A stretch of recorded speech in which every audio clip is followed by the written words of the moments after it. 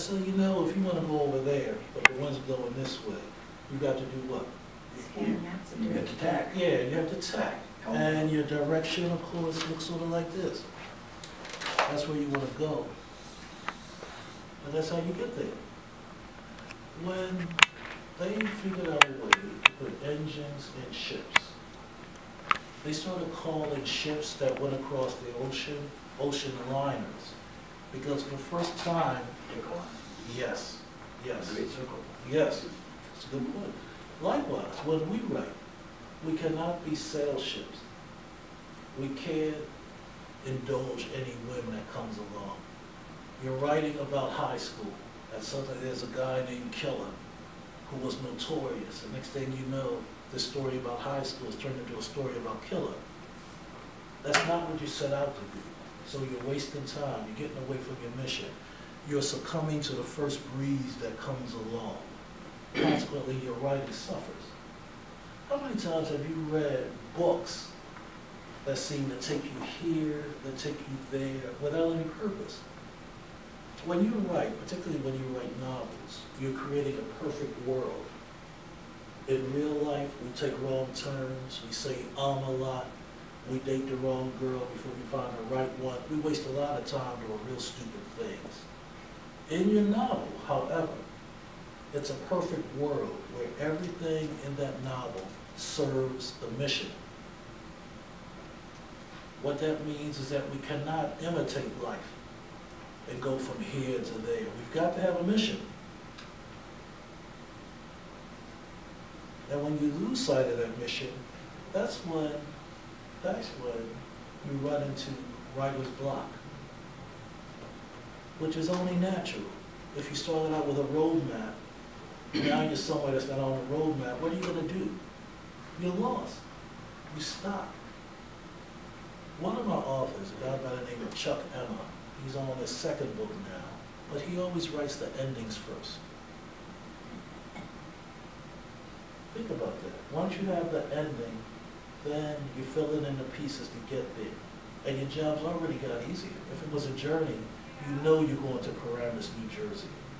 You know you're going there, and you know it's north. And now you can plot your route there, but you know where you're going to go.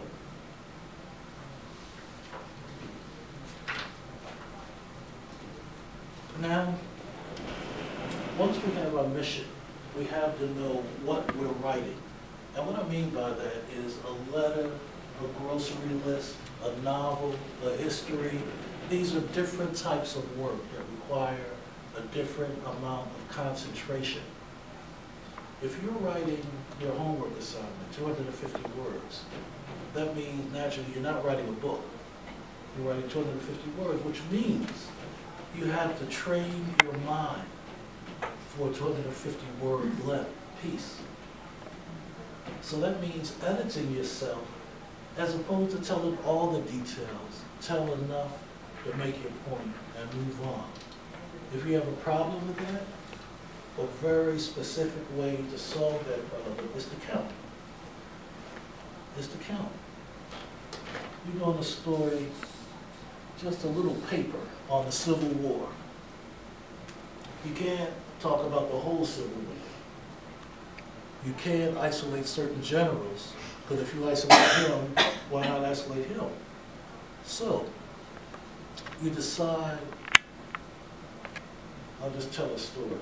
And every story has a what, and a what. Beginning, middle, and end. How the war started, major battles,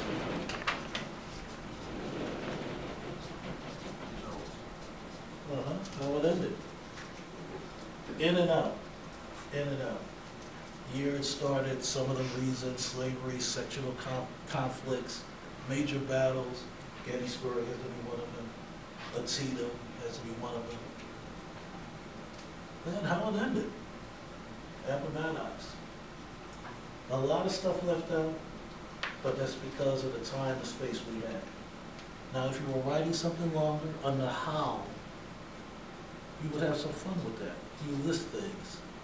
Slavery as a cause, sectional conflict, agricultural society, Just, yeah, you see what I mean? You can't include all of that in 250 words. You have to be a lot briefer. That's how come some writers always use an outline. You might not necessarily need one, but you have to budget your material to suit the time frame in which you're writing. I was mentioning to somebody this morning, this is like going shopping with $10 and you don't have a game plan.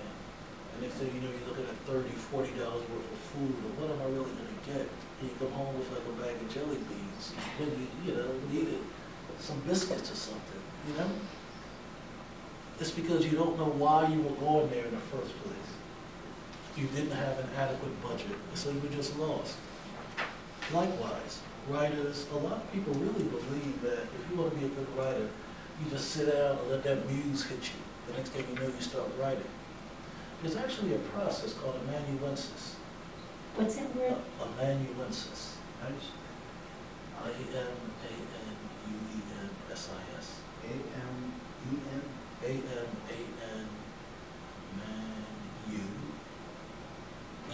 A-M-A-N-U-E-N-S-I-S.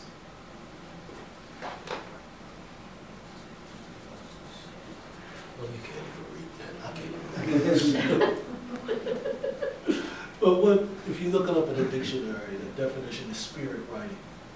And basically what it entails is just sitting there. You ever play, what's that game with the board? Ouija board? Yeah. Yeah, that's what that kind of writing is like. Spirit writing, suddenly God or the devil or some imp somewhere is like taking you over. And Jack Kerouac on the road. yeah. People say there was a very small, stupid devil that drove him. But if you ever read Jack Kerouac's On the Road, you'll see just why we're laughing at that. It's written almost like stream of consciousness. And this was at the same time when Jackson Pollock became famous. Stream of consciousness. Exactly. And so that says more about the mindset of the world back then than their genius. The best way to put it. Yeah. So you want to stay away from stream of consciousness. You want to know where you're going when you write. Otherwise, as if you're practicing amanuensis, just sitting there waiting for the muse or the gods to hit you. And that doesn't happen very often. It doesn't happen very often. But what we're learning in these classes are craft techniques that'll get you past waiting for God or your muse or whatever. It'll work just as well, believe me.